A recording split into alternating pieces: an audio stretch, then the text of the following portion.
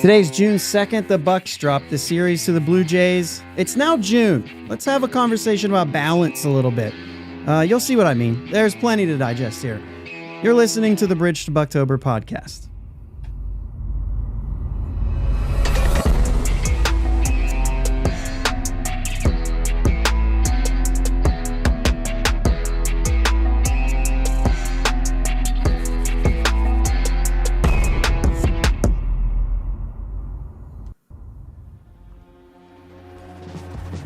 Yins, guys. Thank you for listening to the Bridge to Buctober podcast, where we talk all about them Pittsburgh Pirates and that.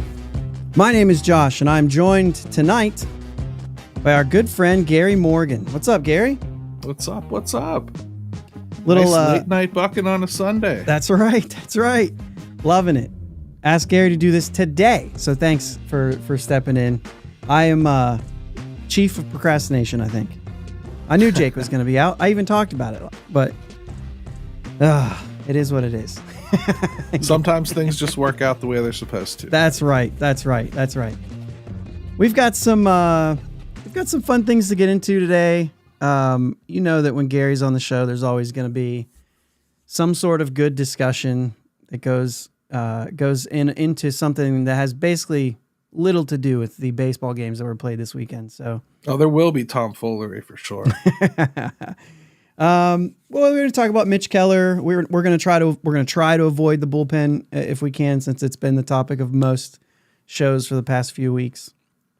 A few on the offense, some stuff about runners in scoring position and whatever, and then basically we're going to talk a little bit about the old adage: not too high, not too low. I'm sure everybody's heard that. So sounds like a good way to look at cholesterol. So the first thing, we got some guys in the chat. OSU Bucs 08. Let's get into share and learn. Let's get into some. We're in good company already. We are, yeah. Let's talk a little bit about the Blue Jays series. Basically, if you have any notes or takeaways from any of these games, I know there's a couple things. Game one, you had Bay and the Lights debacle. You had the 14 innings. Reynolds, Joe, Cruz go 0 for 15 combined in that game. Game two, we'll get to Mitch in a second, so we can avoid that. Luis Ortiz, ERA down under 3 after those 3 innings at a 2.94. Hayes homer, fun to see, although I'm not sure he's playing pain-free. And then game 3, Priester continues to be almost there. And then maybe we'll get into that. We'll call the Vogelbach-Tellez game a little bit. It's a little fresh in my mind. But anything from the other 2 games, the first 2 that maybe stuck out other than that? I mean, as a whole? Yeah, I mean, as a whole. These teams came in with very similar records, very similar problems. And they played like 2 teams that have very similar records and very similar problems. Yeah. I mean, it was almost like the Detroit series, which is another team that was very evenly matched with the Pirates. Very similar problems, very similar strengths, right? Very similar records. They're playing like a 500 team plays against other 500 teams.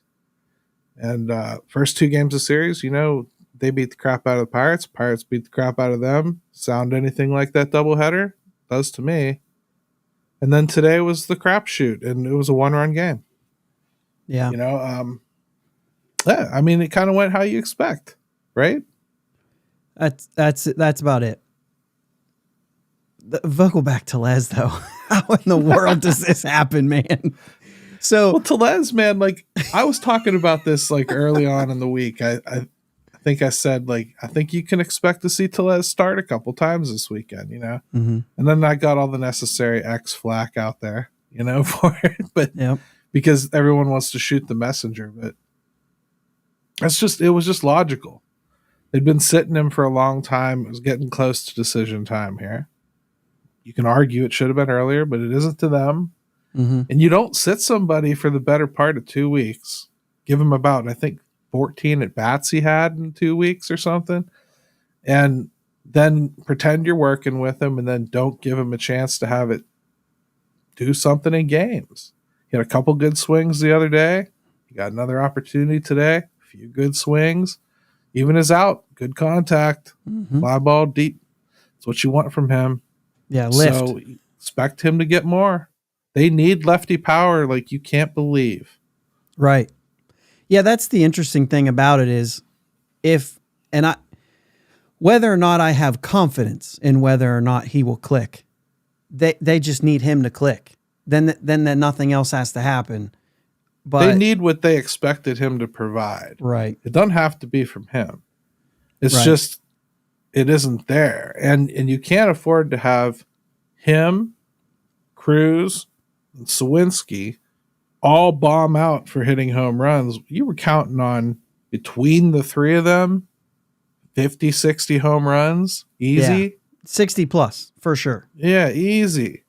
So, to be sitting there with Cruz, even when he's hitting, kind of hitting low line drives instead of towering home runs and not doing anything against lefties. Jack Sawinski not making contact on anything and looking like he had just wussified his swing to the point where he was a little pop dart gun. I mean, and then Tellez doing nothing but hitting ground balls. No wonder they're trying. I mean, I get it. Yeah. I may think it'll never work, but right. I'm going to flashback when the Pirates signed Vogelback. You were on the show with me and Jake right after that happened, and we made the statement about hitting it in the river. If he doesn't, it's the signing's no good, right? Yeah. And he never did hit it in the river, so the signing was bad. Although it did get us Colin Holderman, so maybe the signing actually was good. It was a great signing because of that, right? Yeah. Because of that, right. One more piece from today's game, Sunday's game, is Stratton coming in, giving up the 2 runs that really made Priester's day bad. I would say that it would have been fine. You would have liked him to get through that 5th inning. He gets through the 5th inning with 2 runs, and you're like, yeah, it's fine. He did good. But without him finishing, the logic, though. I know. Not wanting to have him face Vogie. I know. I did too. But why not go to Hernandez? I'm asking this question too. I asked basically, why is he on the roster? Mm-hmm. He hasn't pitched since he got called back up. If the coach doesn't think he's ready, then communicate to your GM that you're pitching with one arm tied behind your back. Yeah. I will say one thing, and this, I'm not sure this takes me all the way there. Because Hernandez just doesn't have a big sample size. But I believe, and I didn't look this up, but I believe last year it was the same sort of struggle for Hernandez. Right now he's 2 for 2 with inherited runners scoring. But like I said, that's a very small sample. But I believe that was a struggle for him last year as well. Stratton was 4 for 12 going into this game. And that is slightly better than league average.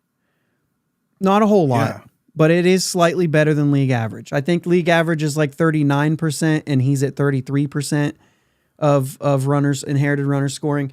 And of the group, he's a good option to go to when you're looking at that statistic. I just can't get past the left on left, though. It makes a lot of sense. They probably would have countered with another hitter, so people have made the point that, the Pirates potentially didn't like the bench options that Hernandez would have to face in that situation. Yeah. Even so, if you trust Hernandez that little, get him the hell out of your bullpen. Yeah. What are you doing? Yeah. I don't understand. This isn't a Rule 5 pick anymore. They have control of him now. You don't have to hold him for a certain number of games. I wonder if anyone has passed the rule book on to Ben Cherington so he knows that, because they're treating him like a Rule 5 pick who you're trying to bury in your bullpen and hope that you can hold for next year. Well, next year's here. You either did a smart thing by nursing him through last year, or you screwed up. And in that case, Right. keep him in AAA. I mean, like, I don't understand what they're doing there. I really don't. Yeah. So interesting to me that Vogelback was in the center of all of this weekend. It really is. It just cracked me up. And I said it, and I got absolutely blasted for it as far as the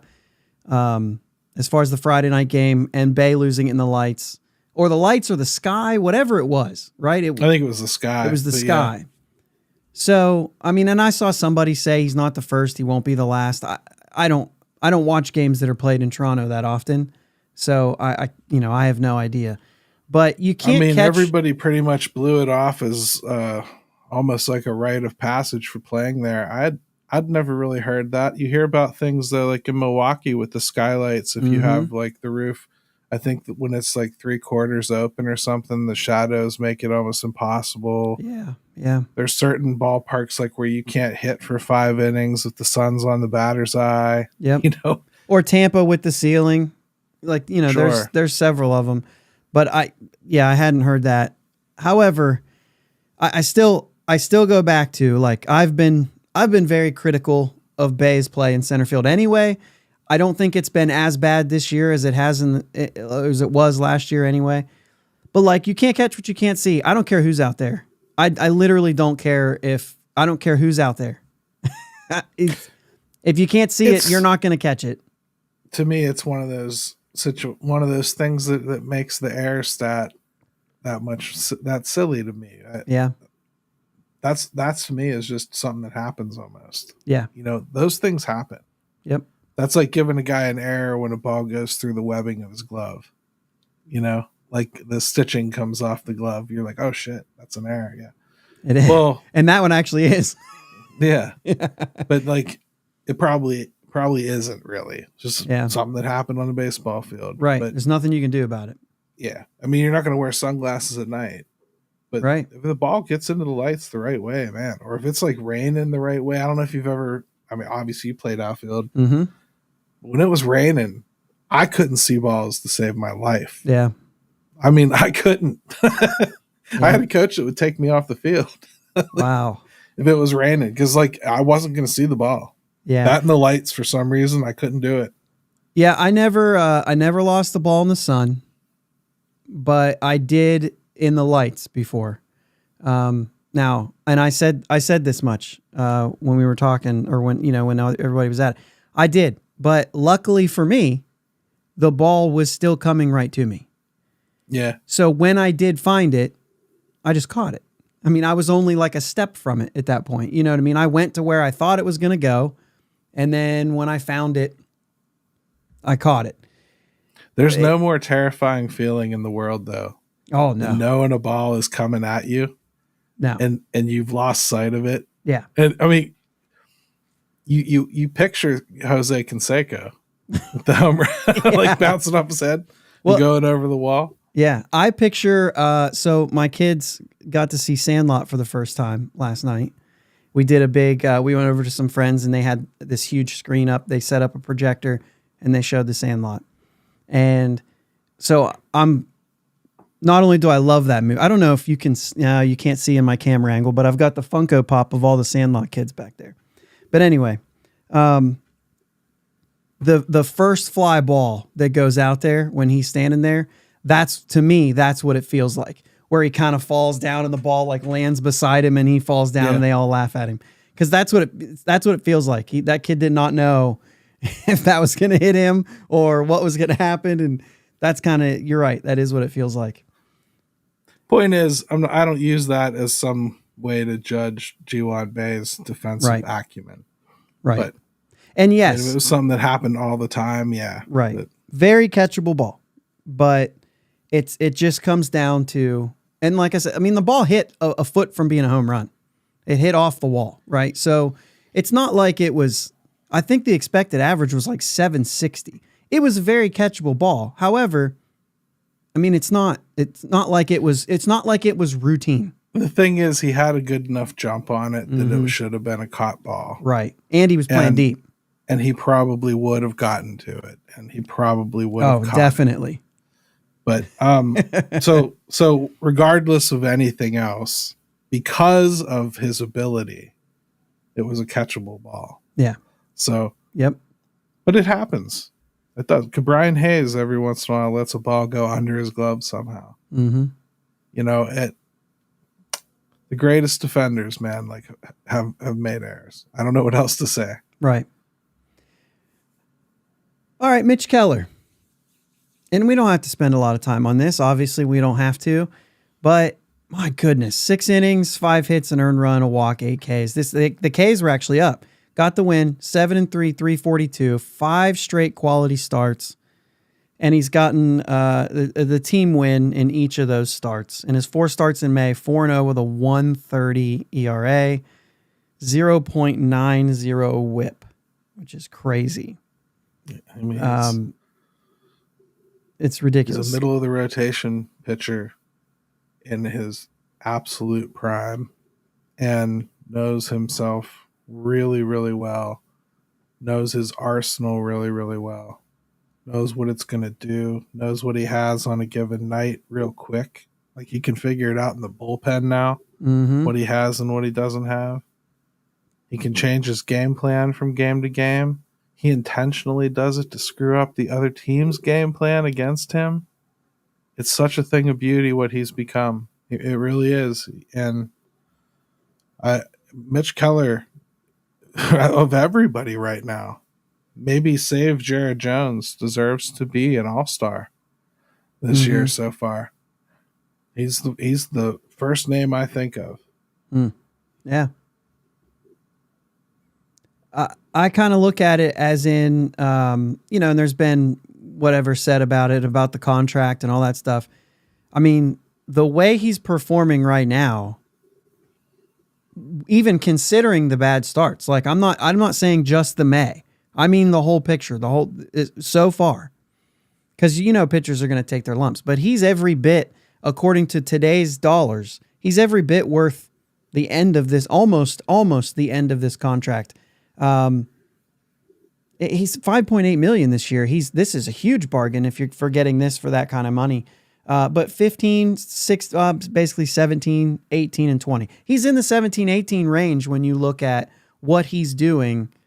That's what you have to pay for that. So by the time he's being paid that, he'll be criminally underpaid. That's what I'm saying. Like this is not a huge deal. This was never going to be a bad contract. Nope.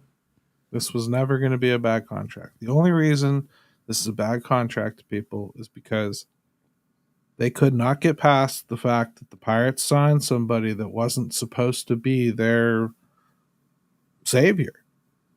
He wasn't supposed to be the nailed-on ace. He wasn't supposed to be their best player.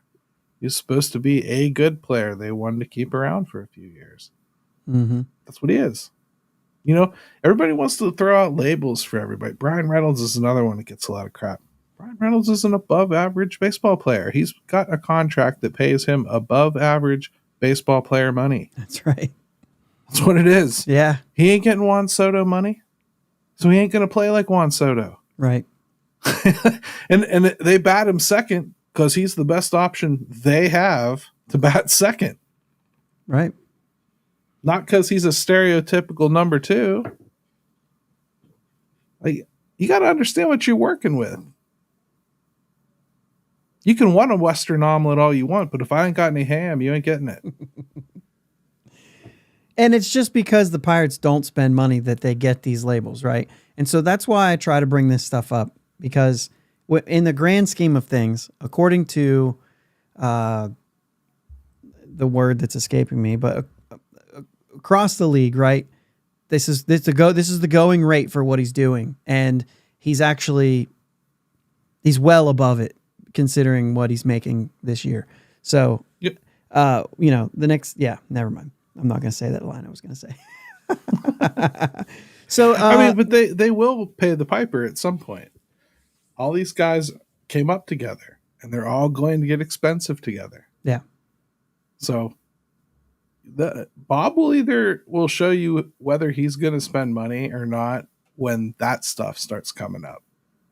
That's more important than free agency as far as how much he's going to pony up.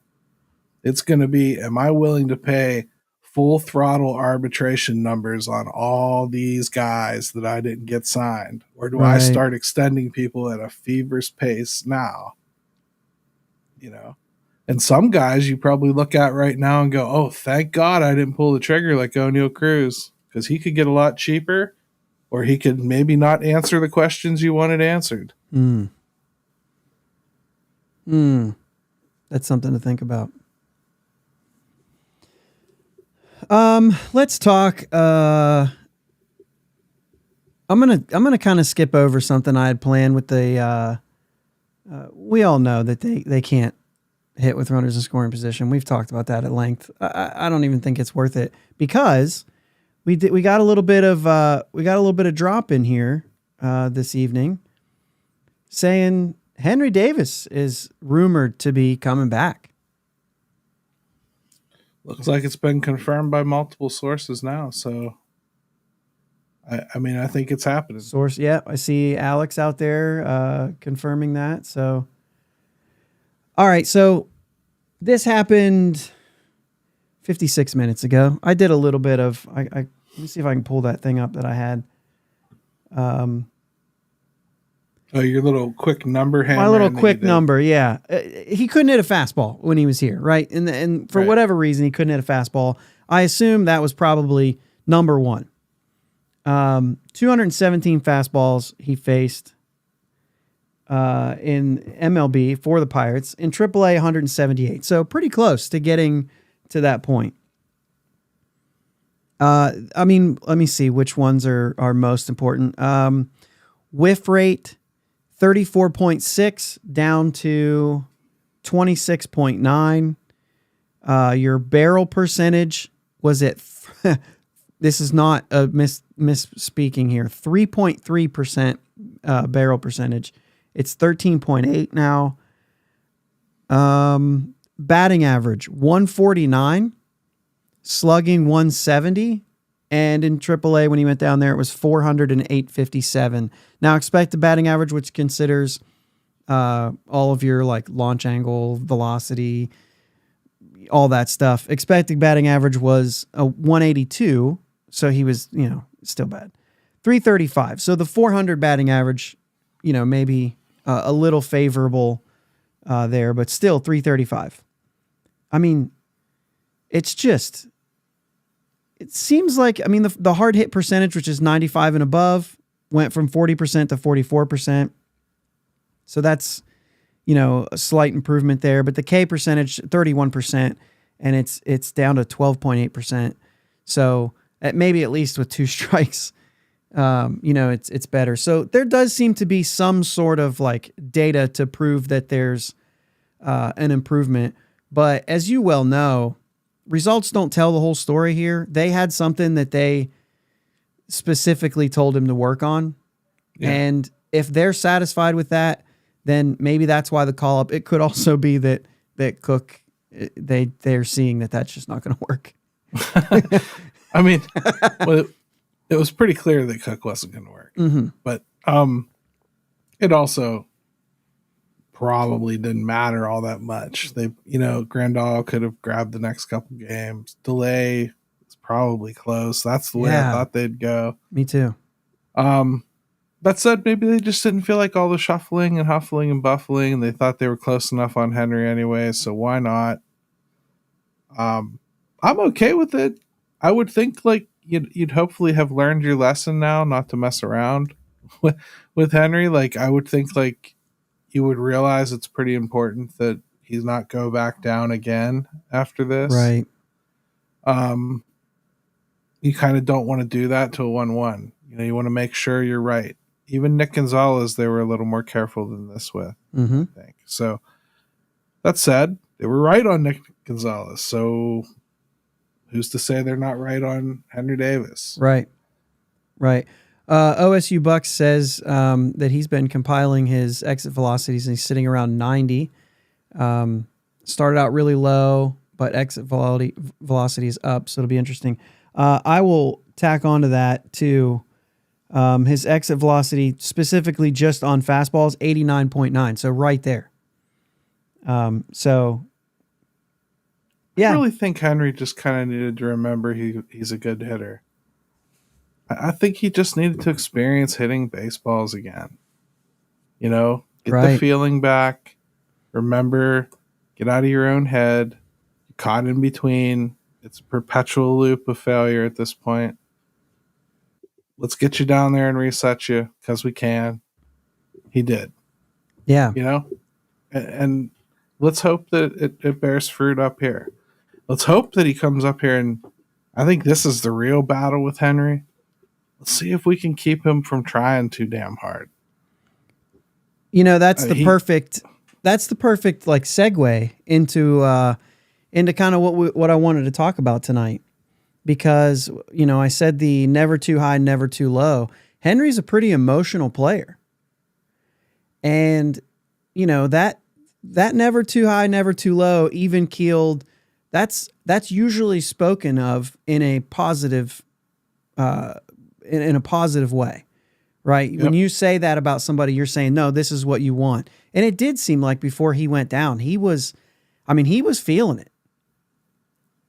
Yeah, he felt like he was letting them down and letting his teammates down, and he took it upon himself to try, I think, to make himself a leader this year in spring. Even he was hosting all the guys down there before the team even asked them to get down there. Right. He took residence up in Bradenton so that he could take a leadership role down there. Mm-hmm. And I think he did good in a lot of that stuff. That stuff will lay inroads that pay dividends for him down the line, I think. But this year, I think he just ran too fast and kind of got off kilter and couldn't keep his balance and took a header. I really think. And that's never too high, right? He was running too high. And Pirates then squirted some iodine on him, and now they're going to pat him on the butt and send him back out in the yard and tell him to quit crying. Right. So hopefully, as a process in that, you can get him to maybe, pull. I say this to my kids all the time: pull it back a little bit. Like, let's assess what's going on here. Let's not get too excited. Usually they're upset when I say that, but it is like it's one of those things, though. You know what I mean? Like, let's take it easy. And I think in a sense, he's probably one of the perfect candidates for that type of thing. And so let's go ahead and get into this now, and we'll start with the players.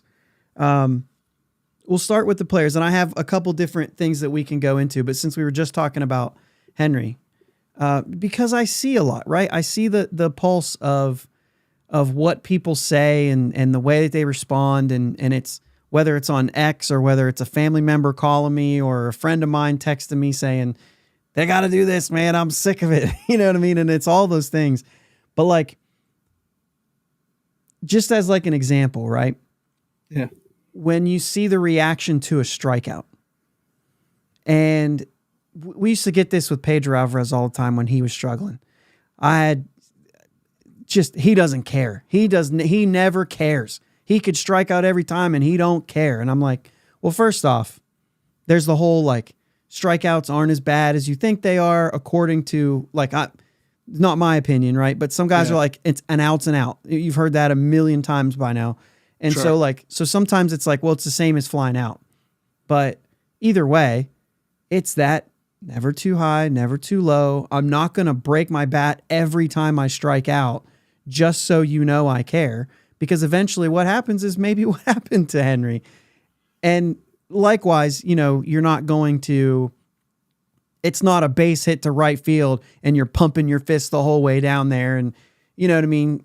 It's just, it's a thing like that. So like, what do you want to see? You know what I mean? And we did have recently Kutch slam the bat off the ground. This is one of those things though, man. This is just, when the team isn't winning, mm-hmm. the fans think that their team looks like they don't care. The manager is stupid. The manager doesn't care. The general manager doesn't care. Yep. The owner never cares in this market. But like, everybody else kind of ride the wins and the losses. And when you're going literally almost every other day, sometimes both in the same day, win, loss, win, loss, win, loss, like a 500 team does sometimes, it gets frustrating. You don't ever get on a roll with anything and get to really just say this guy is really locked in, because it doesn't matter from game to game, and fans ride the roller coaster. I'm looking for that Bill James tweet that I shared earlier this week, and I'm having trouble finding it. The one about the way fans react. Yeah. I mean, like, I'm sure you want to read the exact quote. But yeah. Just looking. I can't believe I can't find it. It makes sense. Here it is. Fans of a 500 team overreact to every win and loss. A good team, you can't win them all. A 100-loss team, you get used to it. A 500 team, emotionally, you're as good as the last 24 hours. I think it's so good. And I also think it's interesting when I think about those people who say we are a 100-loss team, yet you're still upset. That's because inside that we're probably not a 100-loss team. So, or at least you don't think we should be, but you think they're going to do it just out of whatever. But anyway, you don't see that kind of stuff from Kutch. You know what I mean? You don't see that kind of stuff from, Reynolds tossing the bat, because those are guys that stay pretty even keel, but it does compile. And occasionally you'll see stuff like that. And those are the kinds are like, you want to see signs of life, right? So I think those things are healthy. They're good. But like the day-to-day stuff it's okay. Like they shouldn't be getting crushed every time they strike out with a guy on second. Well, I hate the stereotype too, but like, Dominican players get unhealthy amounts of criticism. And it's the facial expressions. It's the gregarious, behavior. They're like that. Many of them. It's cultural. They like to get animated when they do things, and they like to get excited about the game of baseball, and they like to have fun playing the game of baseball and show everyone they're having fun playing the game of baseball. And part of that is making exaggerated faces when they strike out, or maybe moping and dragging the bat behind them, or, sometimes just making a inquisitive face at the umpire, those things that make you feel like they don't care. I mean, it happens to a lot of guys like that, and I think they get unfairly judged. Yeah, to be honest. Yeah, it's really, even you watch their national team. We had the opportunity to watch that a couple years ago. They did it the whole game, the whole team. It was so noticeable how flamboyant they were. Puerto Rico is like that as well, and you all love Clemente. He did it. My grandparents told me he used to mope all the time. Yep, I was gonna say he used to get criticized a lot for it, and like us, we're like, how could it get any better? Right. I mean, so it's as old as time, but like, I don't know, man. Like, I don't like to think like that. I think they are all trying. I think you probably don't get to that level unless you have a certain level of dedication. 100%.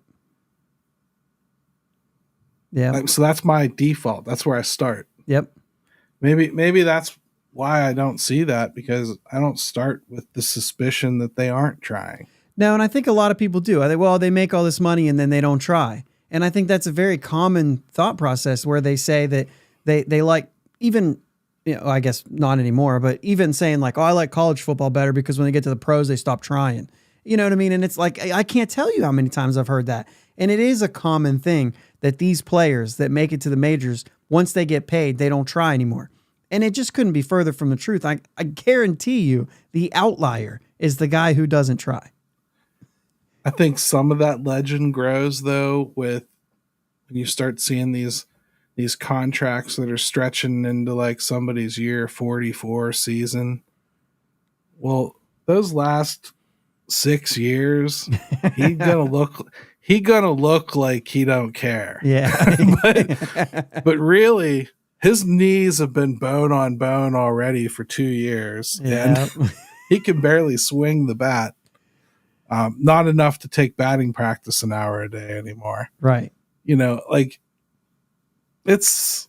I just think a lot of it is misunderstanding and not wanting to really. They're just Right. video game characters to people. Yep. In many ways, and that's fine if that's the way you want to fan. That's just not the way I look at it. I tend to enjoy the stories of how they get there and the things they go through, and you start to identify with it after a while. I don't know. Right there. That's me. Jim Rosati out here. Anthony Rendon is the outlier who doesn't care. That's, what, that might be true, actually. Yeah, I think he nailed it there. True. Actually, Jim would probably know this because, I mean, he was paying attention to Tampa for some reason for a minute there. Wasn't there a player in Tampa when we opened the season, was it Miami that was getting booed every time he came up to the plate? Who was that guy? Is it Arcia? Man. It's not Arcia. That's the Braves, right? Garcia. I'm not sure. Oh man. Wait. Was it Avisail Garcia? Yes, that's what I was saying. Mini Miggy. I don't know the whole story really, what was going on there, but like every time he would come up, they would just boo the crap out of him. Like, yeah, the season had just started, so he must have said something or like, right. And I'm guessing when you get that kind of reaction, it's usually I don't like this team, or I don't like this city, or I don't like these people, or I don't make enough money, or something along those lines. Anyway. Yeah. Yep. Confirmed here. Avisail Garcia. I remember when he came up with the Tigers, and they were calling him Mini Miggy because he was on the team with Cabrera and all that. But that's about as cringe as Kenny Pickett filming commercials with Ben Roethlisberger in his first year. That's fair. I hate stuff like that. I really do. Yeah. I hate comparisons to legends. I hate when people say, let him try to be a Shohei Ohtani. You're not going to let anybody try to be a Shohei Ohtani. Yeah. You might let somebody think they might want to try to do that, but man, we'll be in nursing homes before something like that happens again. Yeah. Yeah. Oh, man. I'm wearing a Babe Ruth shirt today right now, so we don't necessarily want to get into that. Anyway, so beyond the players, right? It is staying with this same theme because I think this is where we can get into Derek Shelton, the things that he says, the decisions that he makes, whether his job is on the line or not, and then goes into front office decisions, Ben Sherrington decisions. Why are you holding on to this guy if he's not going to do anything? Type things, right? And you just wrote a piece this week about urgency, which I think kind of fits right into a lot of this, and whether or not there are certain things seen as urgency or whether they are trusting the process or panicking, you know what I mean? In all those different ways. Why don't I give like a summary there of essentially what the main idea there was in that too, because I think it's going to line up with everything that I was thinking anyway. I mean, the main idea behind it was, I think urgency is kind of, to me, different than what I think a lot of fans want it to be right now. Urgency right now is cutting that guy who stinks right this second, instead of just minimizing his role and seeing if you can try to fix something. I don't know. A lot of people probably would have cut Kutch earlier, just along that line of thinking, is what I'm saying. And now he's leading the team in home runs, as they probably expected. Not him to lead them in home runs, but him to provide them with power, him to give them some meaningful at-bats. So they stuck with him. And they stuck with Jack Sawinski and eventually said, hey, we got to try to move this down. They stuck with Henry Davis. It didn't work out. Send him down. Well, now he's coming back for another chance. Nick Gonzalez stuck with him last year. Didn't work out. Starts in the minors. Comes back up. Quinn Priester keeps getting another chance. Yeah. Rowdy Tellez frustrates you. The reason that he frustrates me is because he doesn't matter beyond this year. Yeah. So his leash can only be so long. But again, we talked about that left-handed power. That's why he keeps getting shots. Right. That's really all it is. Yeah. And until Jack Sawinski comes back up, or Oneil Cruz starts providing it, or Brian Reynolds goes on a tear left-handed, they're in trouble left-handed. Right. Look at their splits for power. It's god-awful. Their splits left-handed and right-handed are so crazy. They don't even make any sense. They're 27th in baseball against right-handed pitching for power, for hitting home runs. Right. And that's They're a huge 7th part in of all it. of baseball versus left-handed pitching. They're so cockeyed right now. So cockeyed that you might start considering trading a meaningful right-handed bat for a meaningful left-handed bat. That's how imbalanced it is. Right. And that comes back to and I want to be careful here because I'm going to be critical, right? Where I feel like it needs to be critical too. But I'm also going to give benefit of the doubt in this scenario. One of the things about Derek Shelton that was talked about was the fact that he never gets too high, never gets too low, which for us is super boring. You know what I mean? But what do you want? What's the other option in this? You know what I mean? I actually, Ryan on NS9 postgame today questioned whether or not it's a good thing to have a player's coach. Like, as they were talking through it, Doug made a point about a teacher that everybody loved, but he actually sucked as a teacher.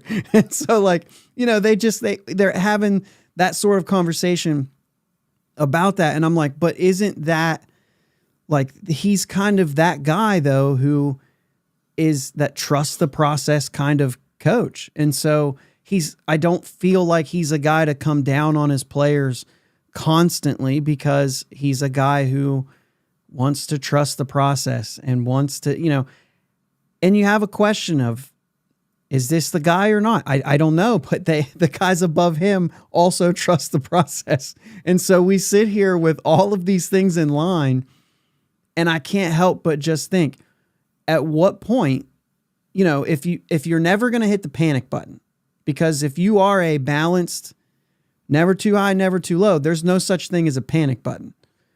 If you're never going to hit the panic button, how do you discern what time it is to do something? And that's the thing that I think that we're left in the dark about a lot. And like you just named examples, you know what I mean? We don't know, but it seems like they're actually, it's not 100%, right? But they are hitting on some of these. And Nick Gonzalez is a big one.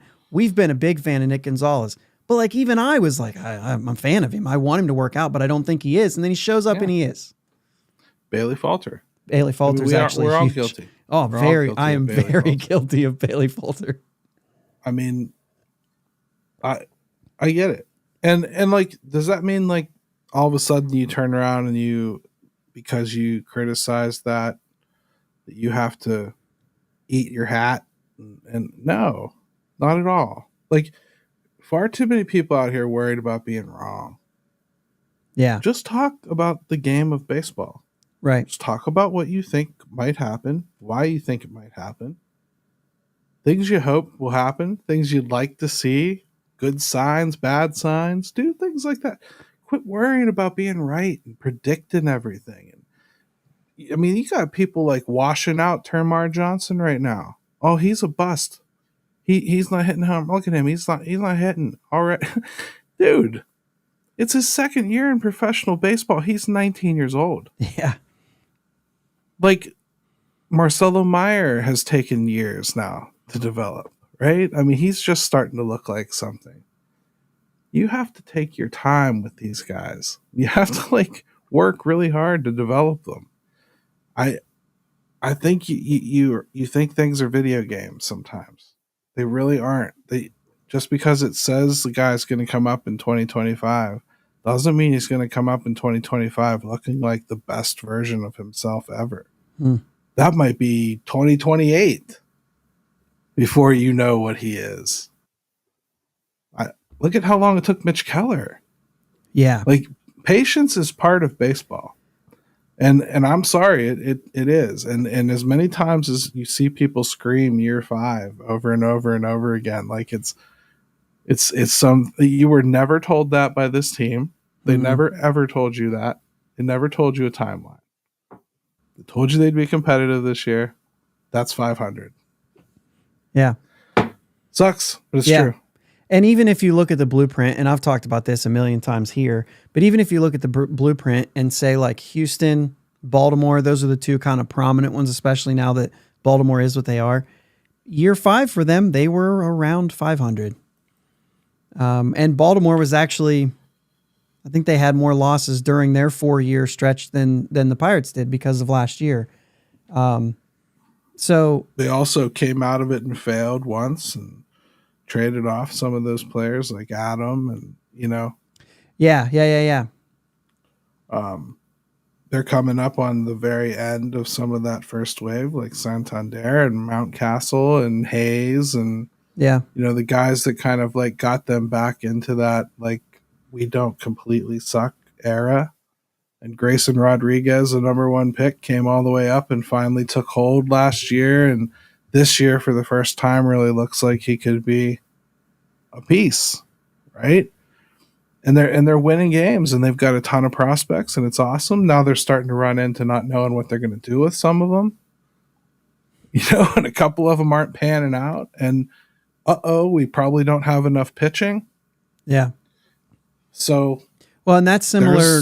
That's similar on the reverse, right? Of it seems like we're saying, we don't have enough hitting. Right. Yeah, and I've been really surprised and really kind of, I guess surprised would be the best word for it, at the amount of pitching that does look promising.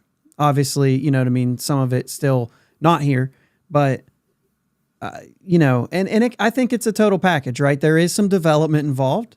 There is some good scouting. There's some good drafting. Nothing's ever going to be perfect across the board, but it's pretty clear they've focused on pitching. It is like very clear. Well, the one draft, I think that's all they picked. Oh, I think they picked one position player and all pitchers. Yeah. Very clearly it was a focus. Right. Absolutely. And I don't know that it was necessarily even, as you get into it, like, I don't think that it was even best player available type stuff. I think that they were like, no, we want to focus on pitching. And it is. I wrote a piece like way back in the Sports Illustrated days, like when I was writing for Sports Illustrated. It was about the currency in baseball. The best currency in baseball. It's almost like real estate in the real world. If you can get your hand on real estate, it's always a good investment. You get your hands on pitching, it's always a good investment. It's currency in baseball. So if you can develop your system to be a pitching factory like the Rays has been for years and years and years, well, then you have things to sell for other things that you need all the time.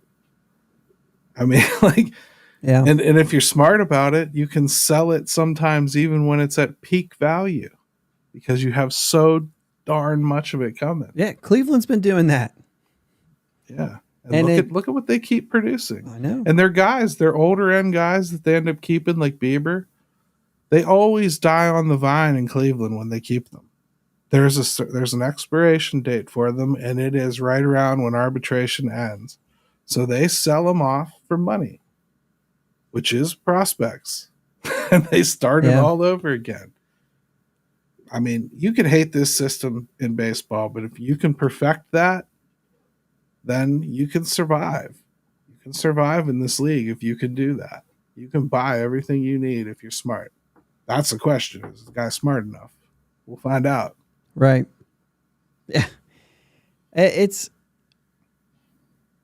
It's real, yeah. It's surprising. It's kind of taken me back. I didn't see that. I thought that for sure it was going to be this is a hitting league.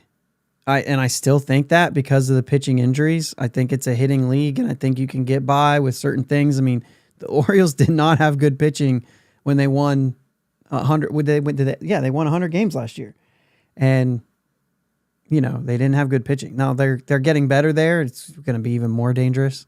Like that team's going to be good for some time. The league over though. It is. It is. It is definitely changed. And then you got Cleveland, who had a terrible offense last year. And hear this, Pirates fans. Just hear this, because I get this so much. But last year, the Guardians didn't strike out. And they were going to base hit you to death was their plan.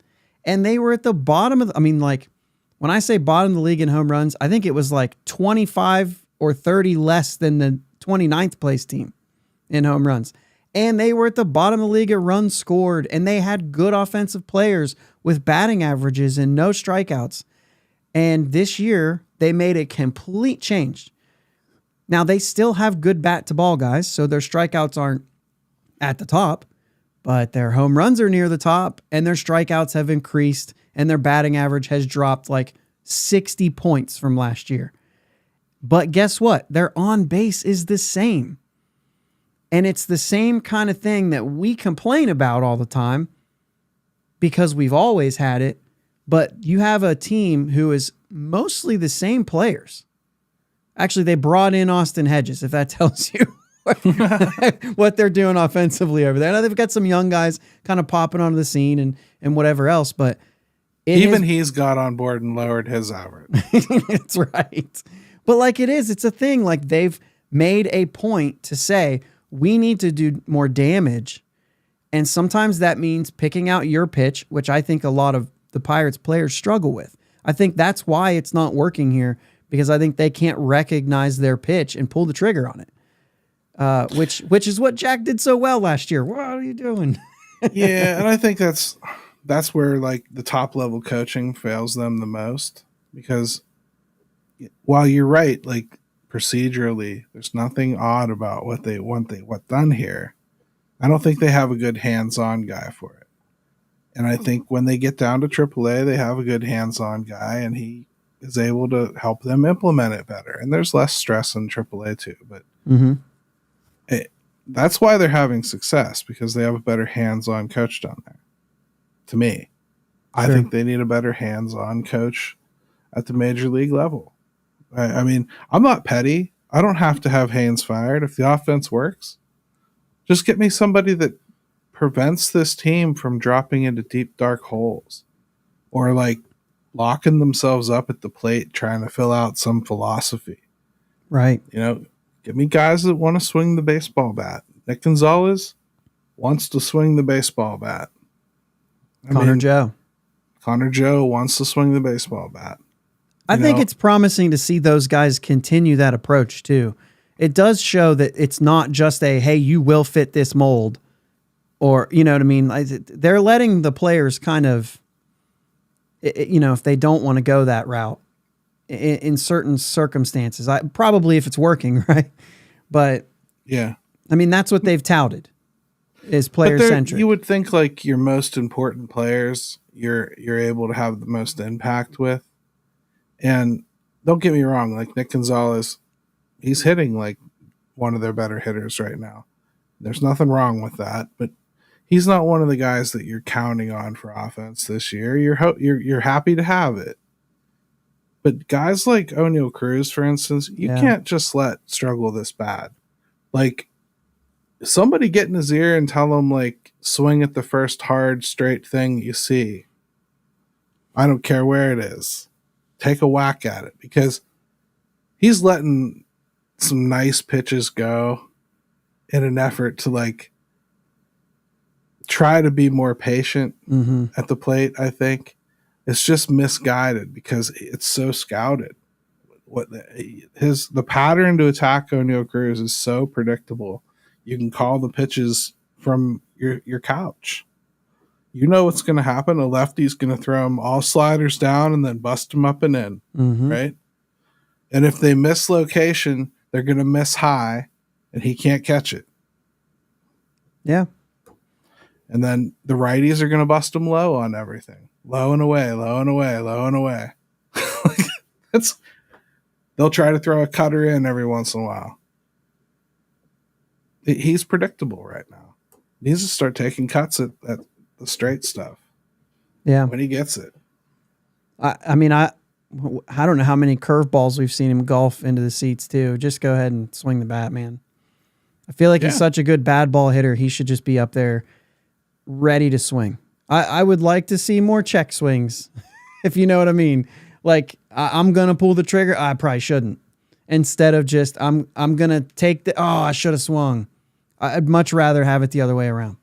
I'd really like somebody to remind him that the way he swings naturally, he can get 101, 105 miles an hour on a baseball, and that's more than enough to hit a home run. Yeah. You don't need to send it 460 feet. You need to send it about 370. Like, right. You're okay. Like, it's almost like Jared Jones can throw 100 miles an hour, but you notice recently they've been like, you don't have to. Right.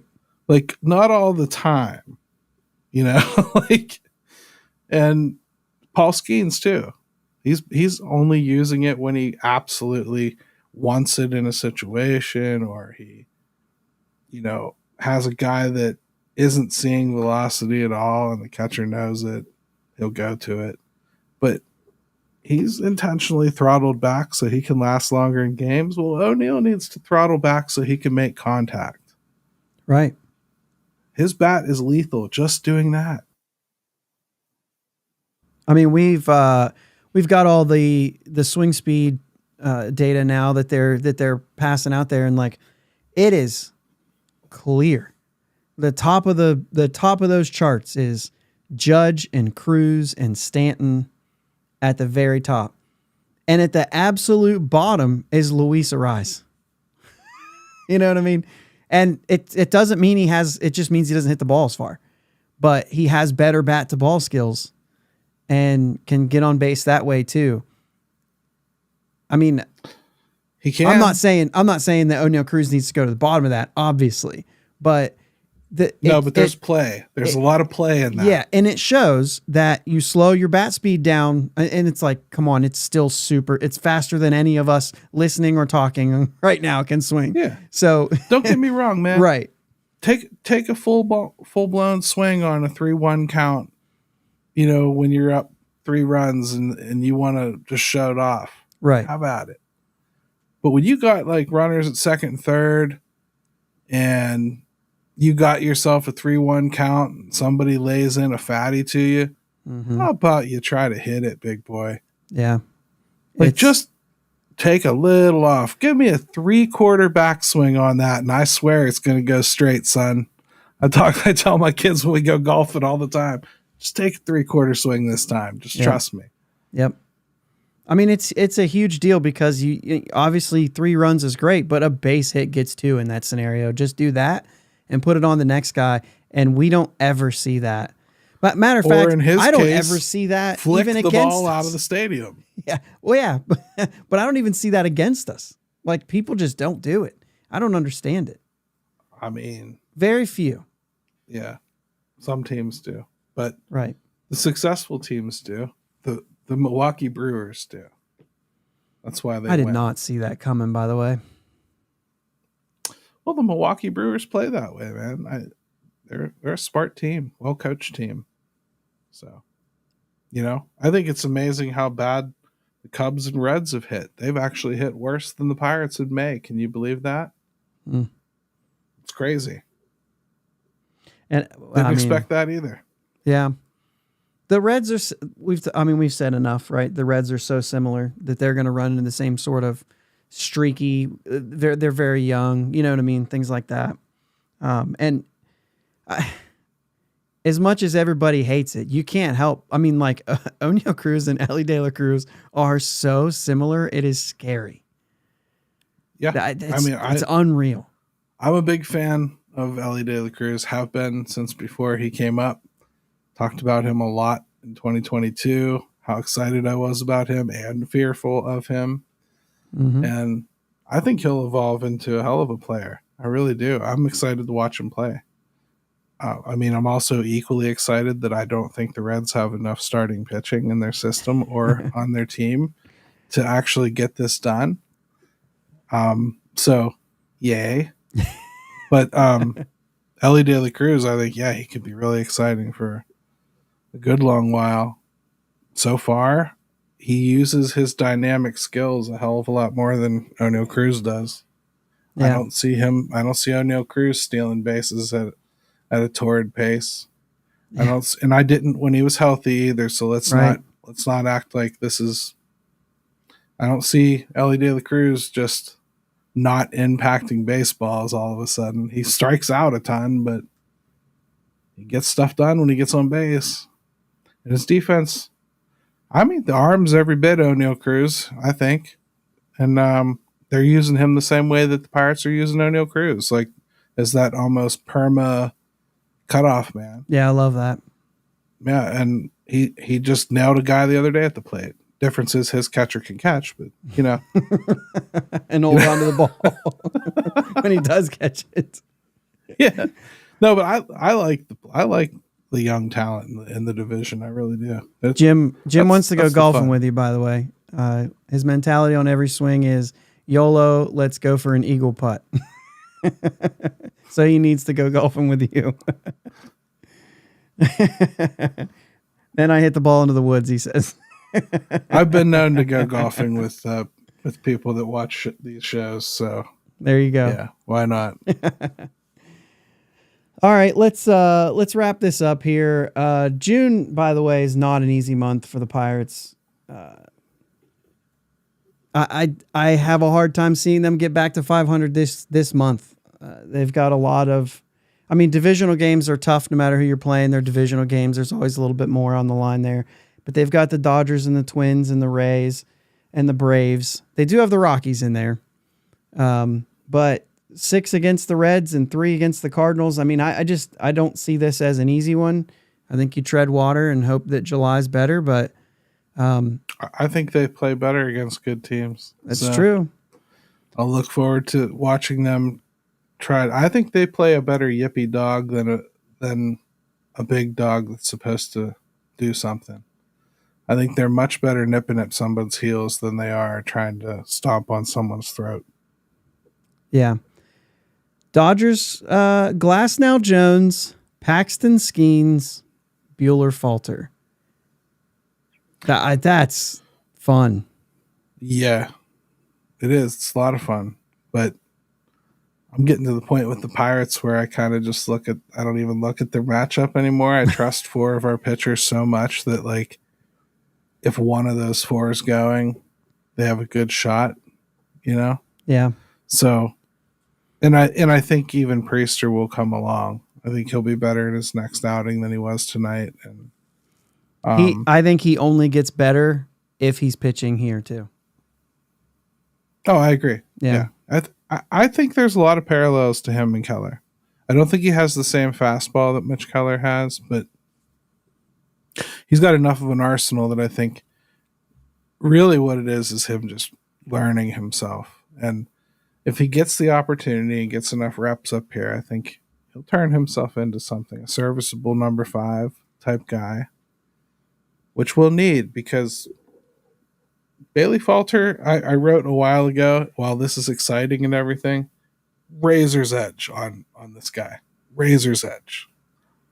If he loses an ounce of that extension or a 0.5% off of 1 mile per hour, everything changes with that fastball. Yeah. So I never want to be like all in on that. I'm happy as hell to have it. Yeah. I think my way of saying it is like everything that we've seen, I can confidently now say is real, but I am not as confident moving forward as I am saying that no, he this isn't fluke.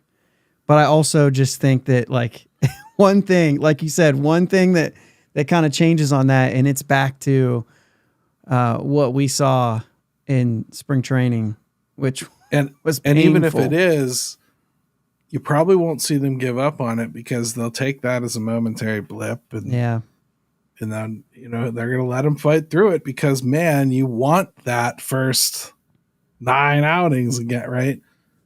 He's a guy that turns into Trevor Williams real quick, razor's edge. So I remember in the spring we had one good thing to say about him. Actually, Jim Rosati was down there. We were watching the bullpens in Sarasota, and he went out and he had a terrible outing, and he came back to the bullpen and he was serious and he got back to work and he threw more in the bullpen. And I remember saying like, I like that. That was it. That was all I liked. But, again, though, they were right, we were wrong, and you got to be willing to say that sometimes. Right. Yep. I see a lot of people freaking out about the Tyon trade, and I get that. The return hasn't worked out, but how about like trading an absolute scrub second baseman for Bailey Falter and what you've gotten out of him? That's a pretty shrewd trade. How about trading a double-A pitcher that hasn't advanced beyond triple-A yet for Connor Joe? How about trading a really low-level pitcher for Olivares, who's done pretty good?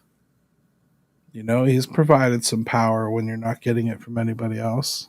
He's done some good things too. Yeah. Let's be patient with it, I think. Yeah. I've always said, like, be critical where you can be critical, but also, like, be fair and give credit where it's due as well. And quit worrying about being right. Yeah, that's right. That's right. Because if you do this crap, you won't be. No, you'll never Just be right. won't. It's actually just, it's fun to see, especially when it's for the good. It's fun to see how wrong you can be. Well, that's like today. I saw people mad about Rowdy Tellez playing well. Yeah. They're like, oh, that guarantees he's going to be here till whenever. No, ain't nobody stupid enough for one game to make them think anything. It's a culmination of the swings that he's taken the last couple times since they claim they fixed him that would keep him here. And it isn't a guarantee it'll be here for a month or they're going to start over and try again. If he looks like garbage again his next time he gets a shot, any time could be the end here for a guy like that. It's a razor's edge for him too. But why would you get mad that somebody helped your team? Like, got all the only RBIs reason today. is if you don't want to be wrong. You can't possibly hate him as a human being that badly. Right. That you're rooting for him to fail that much that you want your own team to lose. That's stupid to me. You just want to be right. You just want to be right that he sucked. That's all there is to it. Yeah. So I have one more thing. And it doesn't have to be discussion. Do you have any mic drop statements here before we get out of here? Because I've got one, and I hope I'm wrong about. Let's say that.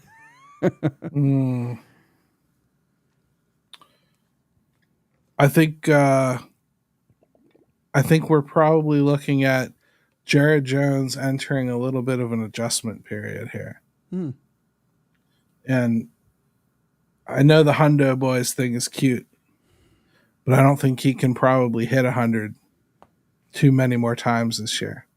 He's starting to get tired. I've backed off. We've had that conversation. I've backed off a little bit on the Hundo Boys. I did hear a new one, Pittsburgh, which is the way that my great grandmother used to say Pittsburgh. But I was like, hey, that includes Keller in there too, and I like Coulter that. for now. I like the Lightning Company. I've seen that. Yeah, electric. Allegheny Electric Company. Yeah, I like that. That's not bad.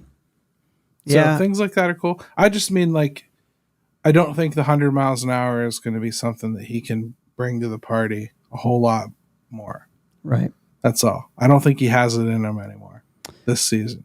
Yeah, he just started hitting 100 this year. right. So, And I think his last pitch at 100 was May 22nd, and before that there was 2 on May 11th, something like that. So like they're definitely yeah. scaling back. Yep. Doesn't mean it can't be effective. Just Right. but I think he's going to have to adjust a little bit because the league for sure is waiting for him to just throw pitches down the middle of the strike zone now. And they're looking there, and they're almost closing their eyes and swinging at it at this point. Yeah. So I think you'll see him try to hit the edges a little bit more. And that could get him back into the trouble that he was in the minors, which was he was a little bit of a nibbler. Mm-hmm. So the slider's still real. Sure. So it's fastball. Let's just see how he plays it now, because you may see him have to try to start painting bottom with it instead of just middle. Or how well he can get the changeup and the curveball to be consistent, because we've seen a couple of starts where those pitches became very important to him, and then a couple of other starts where they weren't good and he couldn't. You'll note that we haven't seen any of those under Grandal though, because Grandal likes to just have him throw those 2 pitches. Those are his best pitches, and that's what he wants to see the most. That's the way he calls the game, and Jared just lets him call the game. He also just lets Henry call the game, and Henry likes his curveball. So you'll see the curveball a lot more often when he's in the game. Yeah. That's true.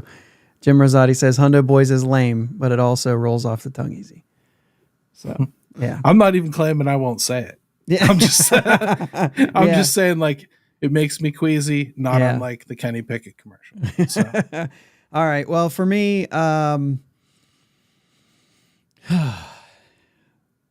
think that Michael Taylor is vastly overrated, and I'm fine saying that at the end of this show when I thought that there wouldn't be as many people listening.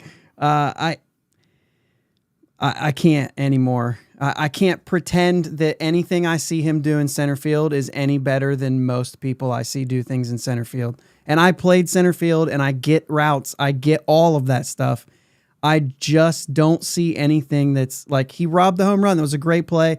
There's been a few that I've been like, that's a really tough play that most players would have had to dive for.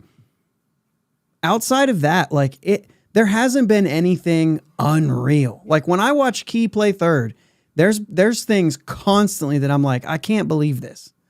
And I just haven't seen that.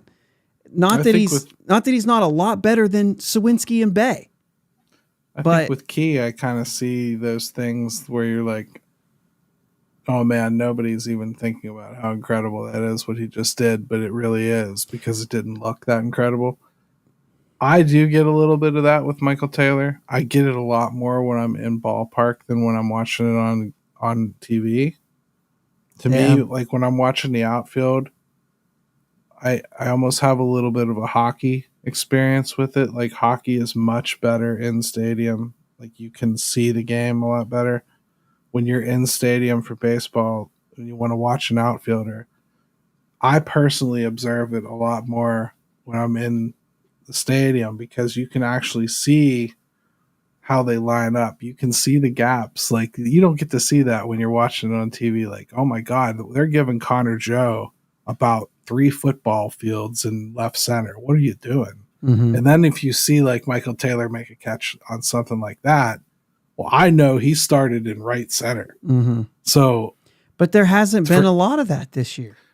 I mean, there hasn't been none of it either. Sure. It's hard for me to say. I personally, I'm a guy that I'm okay with Jack. I thought Jack was fine in center field. So, and anything, what was the worst thing that Jack did? Well, the worst thing that Jack does is he's too passive and he doesn't take over, right? But then, I mean, Taylor at the beginning of the year was running into guys too. He doesn't set up for his throws. He doesn't have a very good arm. He certainly doesn't have an accurate arm. Which neither does Taylor. It's a good arm, but it's not accurate. He does. Well, but Taylor traditionally has had a really accurate arm. Well, that's the thing, though. I mean, and I'm not trying to discredit who he was as a player, right?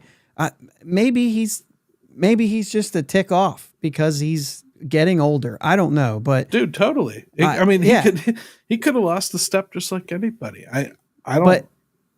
But for me, that's okay if that's a bench player. If that's your bench outfielder, you just throw him in for defensive specialty situations and I just can't. Opportunities For whatever. me, and I'm like I said, as a player, I was a defensive first player. I didn't think that I played with or against anyone who could play center field better than I could. Like that was my confidence as a player. But I was not a great hitter. Like that was always going to be where my career stopped. You know what I mean? Forever.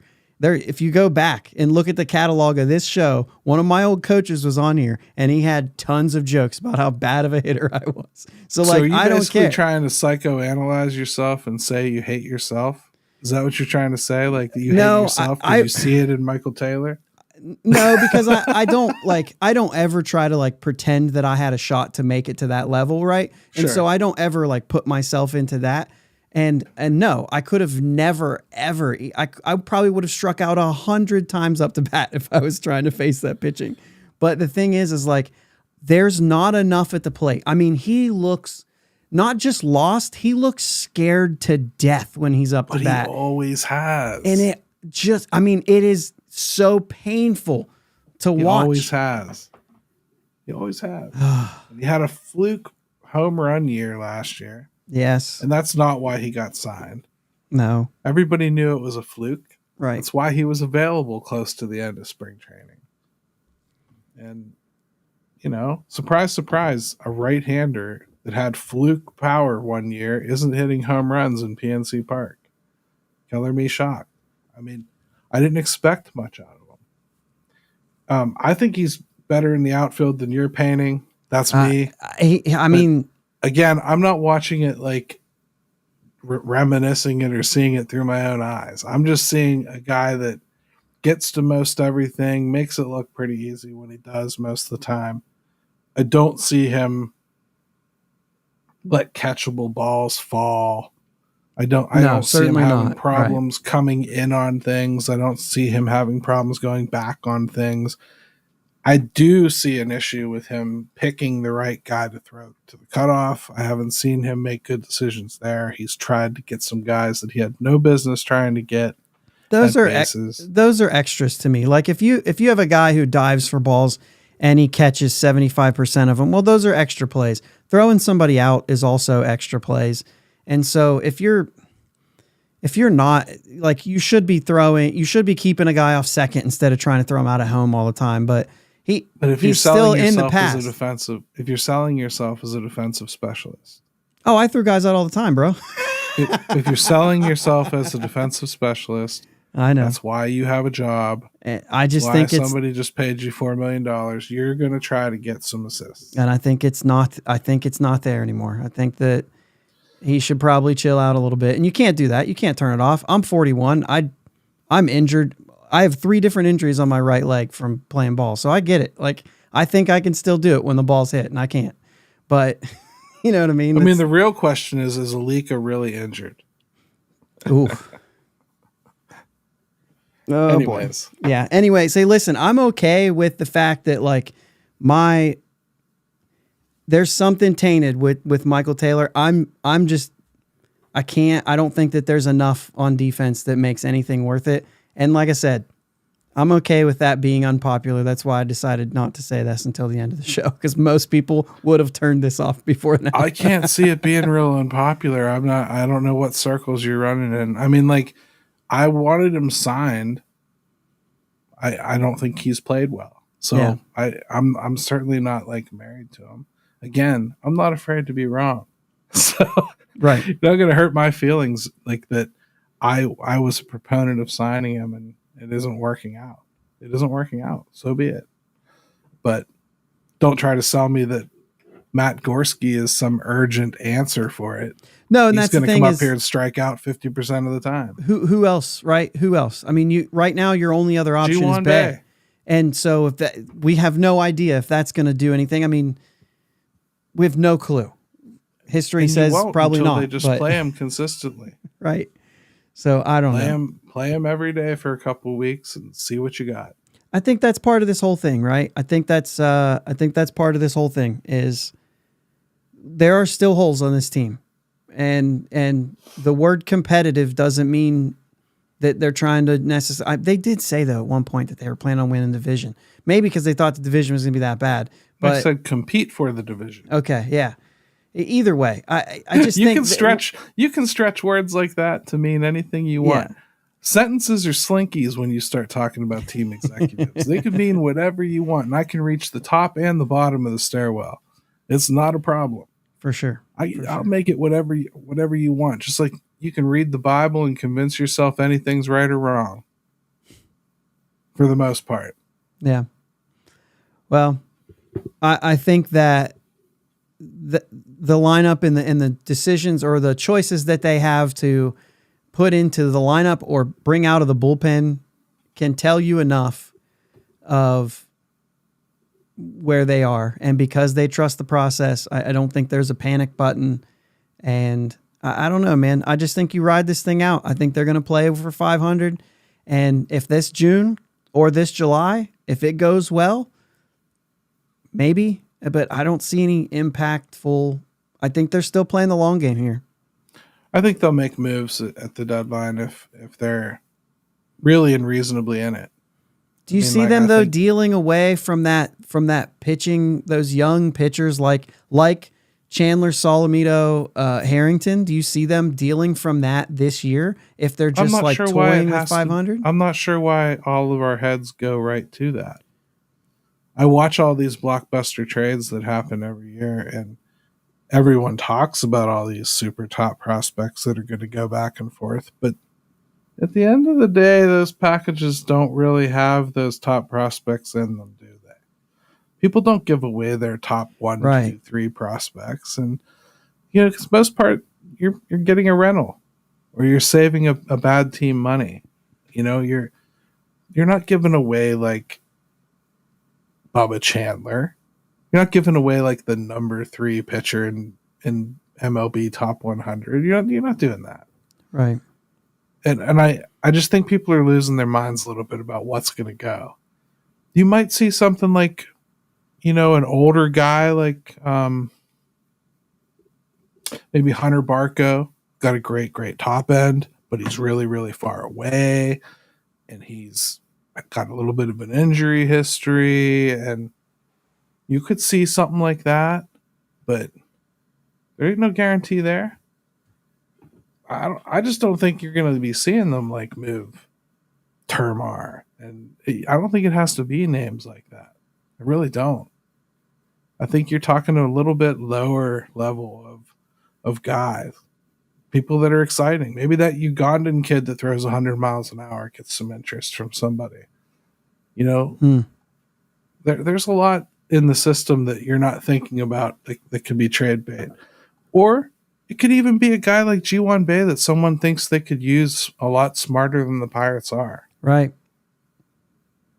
There's a lot of opportunity out there. Peguero is a guy that maybe looks like he's blocked now. Yeah.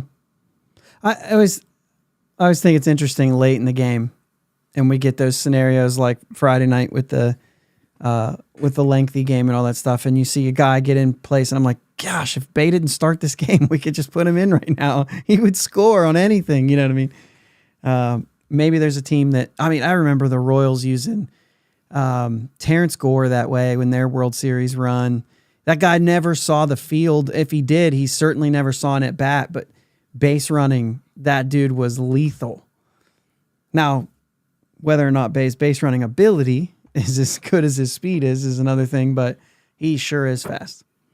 But look what I did to your Showtime. I know. Hey, you said before that you would kill it. Not necessarily the time, but that you would kill any plans. But hey, this was good. This was a good conversation. I don't mind going over a little bit. Seems like we still got there's the name, Matoma. There you go. Yeah. But, there's the Jim would trade G1 Bay for a nonstop case of the hiccups. Yeah. There's not a player that I would trade for that. I'm sorry. That sounds like the worst thing in the world. Well, there's non-baseball stuff in that comment. But okay. All right, guys, we're gonna get out of here. Thanks again, Gary, for coming on. I always enjoy, no worries, man. Always enjoy talking to you. And chat, you guys were crazy today. Thank you for all the chat messages, and let's go Bucs. Thanks for listening to my dad and Uncle Jake on the Bridge to Buctober podcast. Follow them on Twitter, Facebook, and Instagram at Bridge2Buctober. Don't forget to subscribe so you know when new episodes are released. Clear the deck, cannonball coming, and let's go Bucs!